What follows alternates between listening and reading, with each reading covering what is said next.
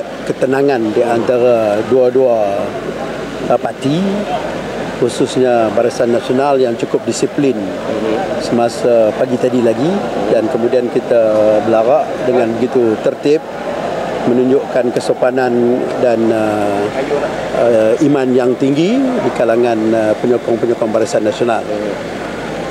Kalau kita tengok dari segi pertandingan di bahagian sebelum ini, yang mana pemimpin-pemimpin atas berasa begitu bimbang dengan kedudukan pertandingan di antara saya dengan Datuk Seri Jamil Khair Bahrom.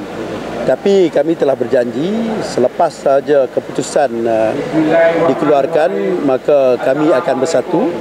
Dan alhamdulillah hari ini kita melihat penyokong-penyokong saya dan juga penyokong-penyokong Datuk Seri Jamil Khair telah pun bersatu dan sama-sama bekerja dengan begitu hebat sekali untuk kemenangan PRK Sungai Limau.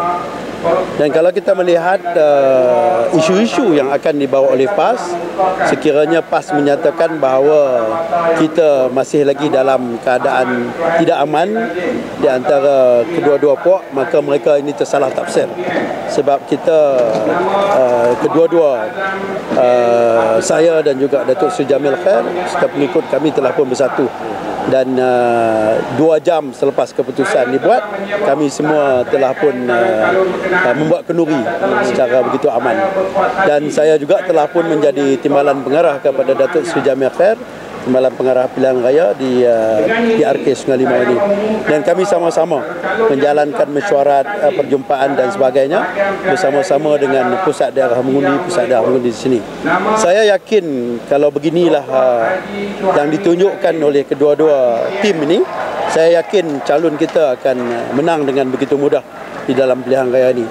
Sebab kita melihat sejarah Sungai Limau ini, banyak yang kita tengok adalah kekalahan yang disebabkan oleh orang-orang UMNO sendiri. Kekuatan PAS itu tidak ada, tapi oleh kerana perbelahan di antara orang UMNO, maka PAS telah pun menangguk di air keruh. Jadi kalau kita sama-sama bersatu, saya rasa insya-Allah PAS tidak ada kekuatan di sini. Orang UMNO, saya bukan ahli UMNO. Saya orang UMNO yang darah saya kalau dituris pun akan keluar UMNO. Jadi saya ni menurut perintah Presiden. Presiden memberi perintah, saya akan menurut, dan perintah Presiden kali ini nak PRK Sungai Limau menang. Jadi saya turun bala tentera saya, rakan-rakan saya, networking saya, bersama-sama dengan networking Datuk Seri Jamil untuk sama-sama pastikan pilihan raya Sungai Limau ini berjalan dengan begitu aman. Dan saya melihat pemuda, wanita, puteri telah pun bersatu. Tak ada kata dua lagi berhubung dengan perpaduan di antara orang UMNO. Selaku timbalan pengarah juga tu, bagaimana Datuk melihat pemilihan calon oleh pucuk pimpinan kali ini?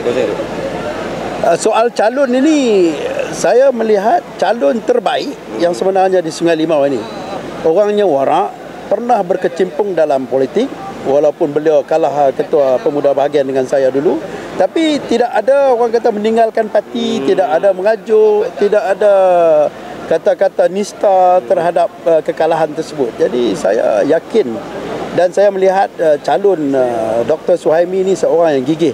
Dulu dia seorang guru di sekolah pondok, buat out campus. Makna kata seorang manusia yang gigih dan bersemangat tinggi. Jadi kalau pemimpin yang macam ni menjadi wakil rakyat di Sungai Limau, saya yakin rakyat di Sungai Limau akan mendapat nikmat daripada. Kalau kita tengok nombor satu dari segi calon, faktor calon ini bagi saya 100%. Saya yakin akan membawa suatu nikmat kepada rakyat dari segi perangai dia, disiplin dia, dan anak-anak dia yang orang kata hidup berjaya. Kemudian kita tengok dari segi faktor pembangunan di kawasan ini. Sebab orang-orang di rakyat di Sungai Limau ni, hatta PAS sekalipun, mereka ni sudah 25 tahun dikecualikan daripada pembangunan, sehingga kan kita tak ada pejabat pos, kita tak ada bank. Kalau kita ada ATM card, kita kena pergi di Kuak Cepedak, kena pergi Kota Sarang Semut, tak ada. Walaupun tempat ini orang kata tempat yang dulu diperintah oleh Yang Amat Berhormat Menteri Besar Kedah mantan, tapi tidak ada nikmat juga. Jadi kempunan kepada pembangunan itu oleh rakyat, tak kira parti lah, saya rasa tinggi. Jadi dengan orang kata peluang yang diberikan dalam PRK Sungai Limau ni, saya yakin mereka akan memihak kepada Barisan Nasional. Dan kita tengok faktor ketiga, kalau mereka menang sekalipun, mereka tak boleh bawa Anwar Ibrahim ke Putrajaya. Tak boleh jadi memerintah negeri Kedah. Masih lagi Datuk Mukhris. Jadi buat apa kita nak lepaskan peluang ni begitu saja. Saya tengok dari segi itulah. Kemudian faktor PRK ni maklumlah kita boleh man to man marking. InsyaAllah yang mana orang Kedah kata balok liat nak keluar mengundi tu, kita boleh angkat dia orang, bawa pergi mengundi. Ada orang UMNO ni kadang-kadang dia malas nak keluar, lebih-lebih kalau ada hujan dan sebagainya, mereka ni boleh keluar mengundi.